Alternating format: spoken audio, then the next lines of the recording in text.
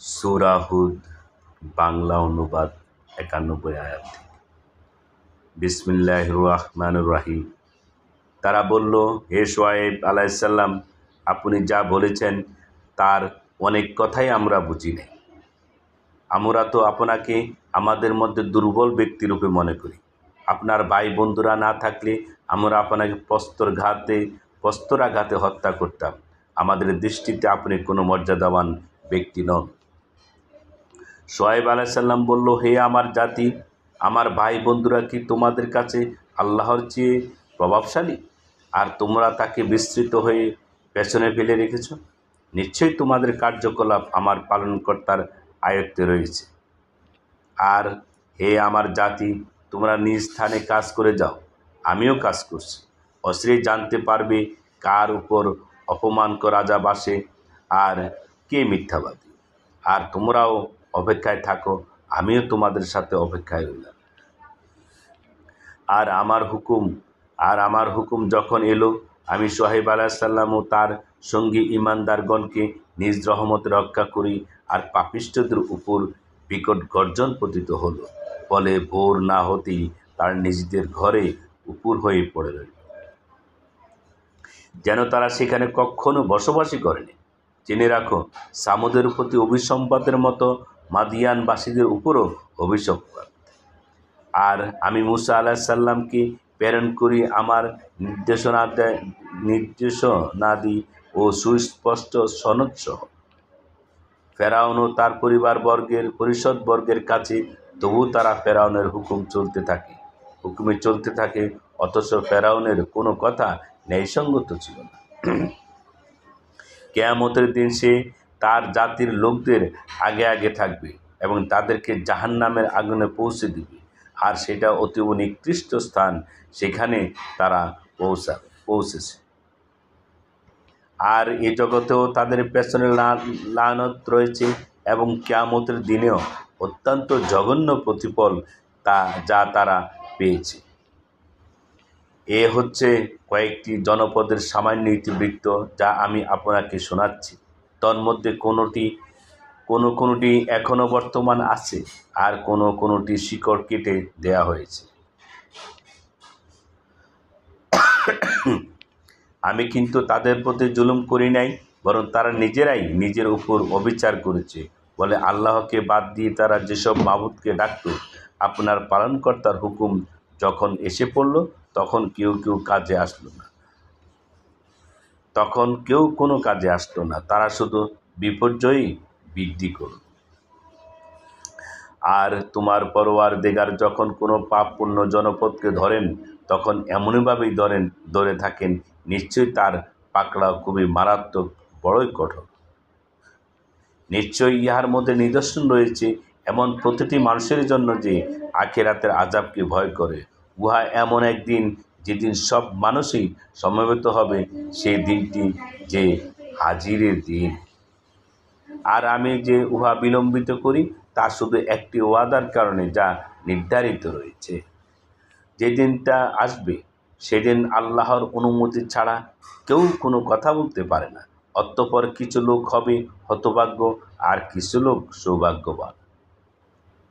অতএব যারা হতভাগ্য তারা দোজখে যাবে, সেখানে তারা আর্তনাদ ও চিৎকার করতে থাকবে। তারা সেখানে চিরকাল থাকবে, যতদিন আসমান ও জমিন বর্তমান থাকবে। তবে তোমার প্রতিপালক অন্য কিছু ইচ্ছা করলে ভিন্ন কথা। নিশ্চয়ই তোমার পরওয়ারদিগার যা ইচ্ছা করতে পারেন। আর যারা সৌভাগ্যবান তারা বেহেশতের মাঝে সেখানেই চিরদিন থাকবে, যতদিন আসমান ও জমিন বর্তমান থাকবে। তবে তোমার প্রভু অন্য কিছু ইচ্ছা করলে ভিন্ন কথা।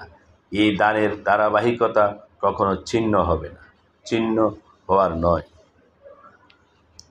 অতএব তারা যেসবের উপাসনা করে, তুমি সে ব্যাপারে কোনোরূপ ধোঁকায় পড়বে না। তাদের পূর্ববর্তী বাপদাদারা যেমন পূজা উপাসনা করত, এরাও তেমন করছে। আর নিশ্চয়ই আমি তাদের আযাবের ভাগ কিছুমাত্র কম না করে পুরোপুরি দান করব। আর আমি মূসা আলাইহিসসালামকে অবশ্যই কিতাব দিয়েছিলাম, অতঃপর তাতে বিরোধ সৃষ্টি হলো। বলা বাহুল্য, তোমার পালনকর্তার পক্ষ হতে একটি কথা যদি আগেই বলা না হতো, তাহলে তাদের মধ্যে চূড়ান্ত ফায়সালা হয়ে যেত। তারা এই ব্যাপারে এমনই সন্দেহপ্রবণ যে কিছুতেই নিশ্চিত হতে পারছে না। আর যত লোকই হোক না কেন, যখন সময় হবে তোমার প্রভু তাদের সকলেরই আমলের প্রতিদান পুরোপুরি দান করবেন। নিশ্চয়ই তিনি তাদের যাবতীয় কার্যকলাপের খবর রাখেন। অতএব তুমি এবং তোমার সাথে যারা তওবা করেছে সবাই সোজা পথে চলে যাও, যেমন তোমায় হুকুম দেওয়া হয়েছে, এবং সীমা লঙ্ঘন করবে না। তোমরা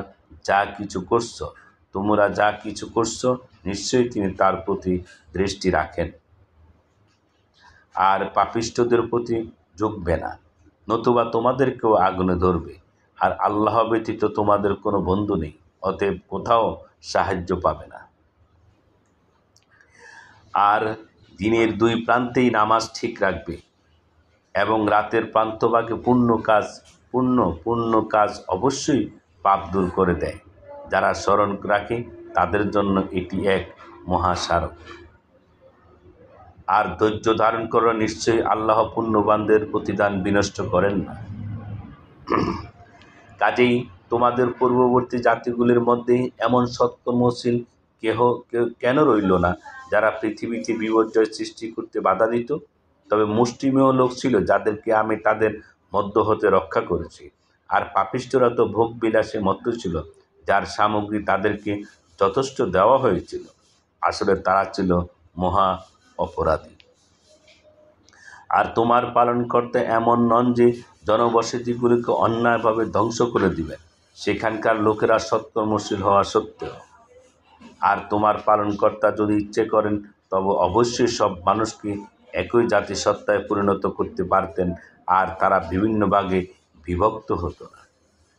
তোমার পালনকর্তা যাদের উপর রহমত করেছেন তারা ব্যতীত সবাই চিরদিন মতভেদ করতেই থাকবে, এবং এজন্যই তাদের সৃষ্টি করেছেন।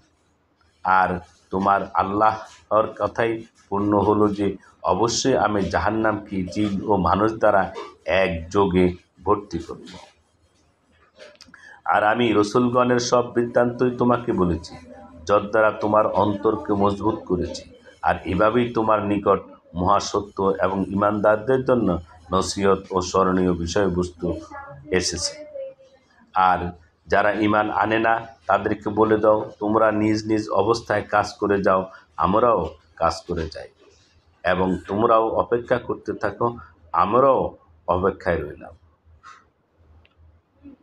আর আল্লাহর কাছে আছে আসমান ও জমিনের গোপন তথ্য, আর সকল কাজের প্রত্যাবর্তন তারই দিকে।